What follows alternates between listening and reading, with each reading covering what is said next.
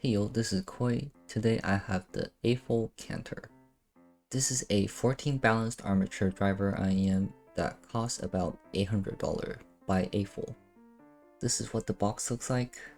Inside you're presented with the IEM and the case. And this is everything that you get inside. You get the case, the cable, the IEM pouch, and 4 sets of ear tips, and a cleaning brush and the IEM itself. The case is not really pocketable, but feels very premium and you can fit everything shown inside. The Cantor has a semi-transparent resin shell design that shows off the balanced armature and its acoustic maze tube technology, which is really cool to stare at and try to count the amount of balanced armatures inside. The faceplate you can get in 2 colorways, one called the Starry Night and the Marine Echo. Both looks great, but I like the all blue design on the Marine Echo more. The fit and comfort on the Cantor may be a problem for some. It has a really long metal nozzle that is designed to go kind of deep in your ears, and shorter ear tips like this won't work on it. I was skeptical that it would fit my small ears at first, but when I tried it on, it fit surprisingly well. The shell itself is not that big in size, so it was able to fit in my ear comfortably, unlike the Xduo's where the shell is a bit tall and wide for me. Since the Cantor is vented and has some sort of pressure relief technology, I didn't find it to be uncomfortable like some other all-balance armature IEMs. Unfortunately, because of the long metal nozzle that requires a fairly deep fit, I would recommend trying this out before you purchase unless you know that you have deep ear holes. The cable you can get in 4.4 or 3.5mm termination. The stock cable on the Cantor is nylon fabric, so it's super microphonic. This means that when you wear the IEM, you can hear any little movement between the cable and your shirt through the IEM. I had to replace it with another cable just because I hated how annoying it is to use. Other than that, it looks nice, feels very soft, but I don't recommend using it. Before we start, let's talk about why there's 2 graphs here. The shallow fit is kind of why graph doesn't always tell us everything.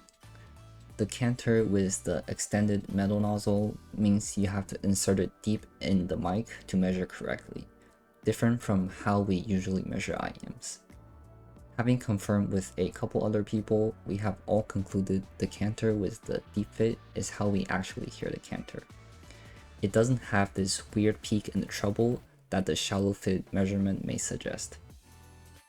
The Cantor has the awful house sound with a very mild U-shaped sound signature that is fairly neutral with an early rise in the mids going into the treble. It has a brightish balanced sound to me and does a lot of things well. Starting with the bass, Aful with their acoustic maze technology is able to make balanced armature drivers more like dynamic driver bass. I find that it has more of a decay and not as fast as regular balanced armature bass. It still doesn't feel the same as a well-implemented dynamic driver, but it is very close. Other than that, I find it to be pretty good. There is a good quantity with a neutral mid bass and a bit of more focus on the sub bass. The bass feels very controlled, has good texture and rumble. Definitely won't disappoint most people in terms of bass.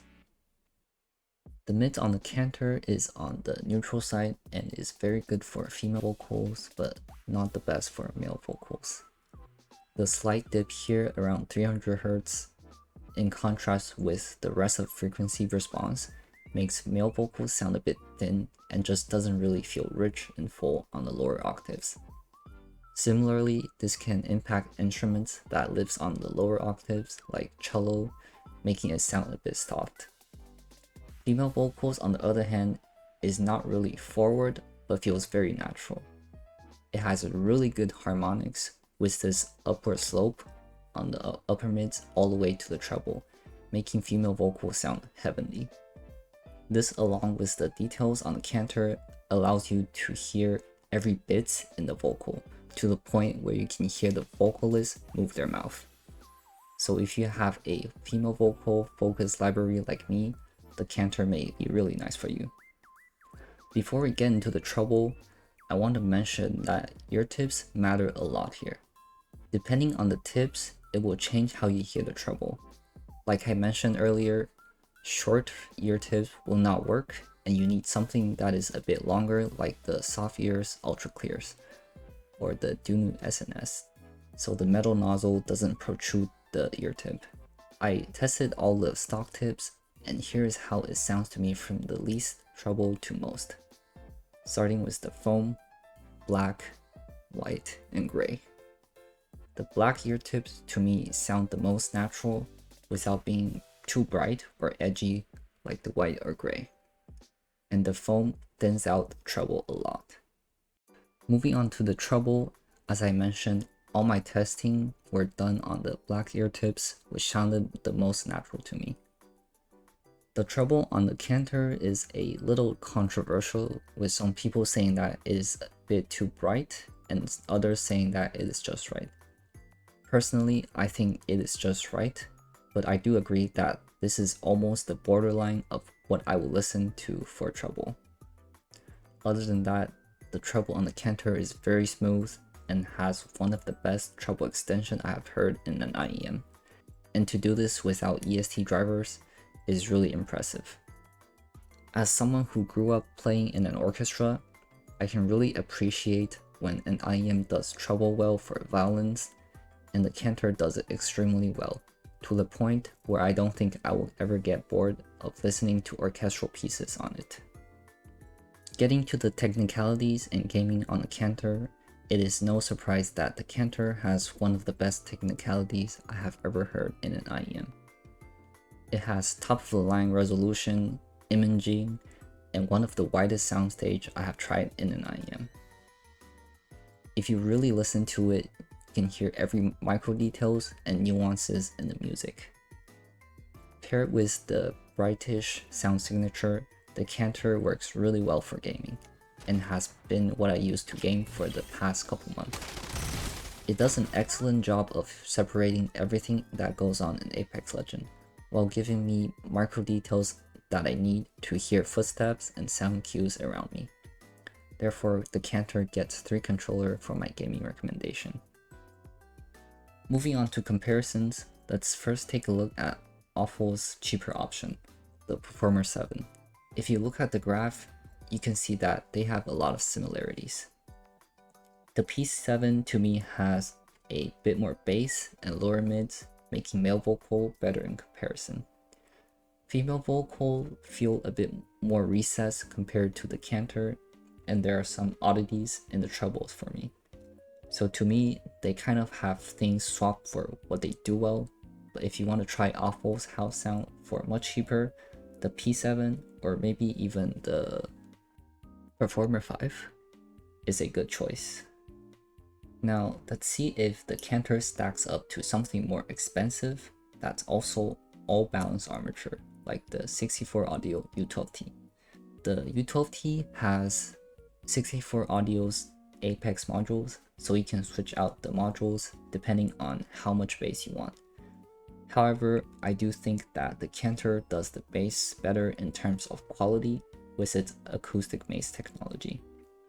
The mid on the U12T is significantly different from the Cantor, with a 3K dip that makes female vocals sound kind of sweet, but feels a bit weird to me. Male vocals are also significantly better on the U12T. In terms of treble, I think the Cantor is better, as the U12T sounds a bit tinny and doesn't really feel smooth to me. Both U12T and Cantor has top tier technicalities, and I would say they're about the same in terms of resolution. Cantor beats out the U12T by a little for imaging and has a little wider soundstage. So does the Cantor stack up? It definitely does with its sound and technicalities. But the U12T is like 7 or 8 years old, and you also have to ask the question, is the U12T overpriced or is Cantor underpriced? Especially with so many better options coming out on the market over the years. So overall, the Cantor is an excellent IEM with solid tuning and top tier technical performance for its price. It's been my daily driver for the past couple of months, and I have really enjoyed it. But I have to be honest and point out that it's not without faults. The stock cable, deep fit, slightly thin lower mid, and the treble presentation that may not suit everyone holds it back, making it a bit difficult to recommend to everyone at this price point. That said, if you enjoy highly detailed sound, have a music library focused on female vocals, don't mind the brightest treble, and are confident that the Cantor's fit will work for you, it could be an excellent choice. Otherwise, you may want to explore other options in this price range. With that, the Cantor gets a 1-star recommendation from me. This has been Koi, thank you for watching and see you next time.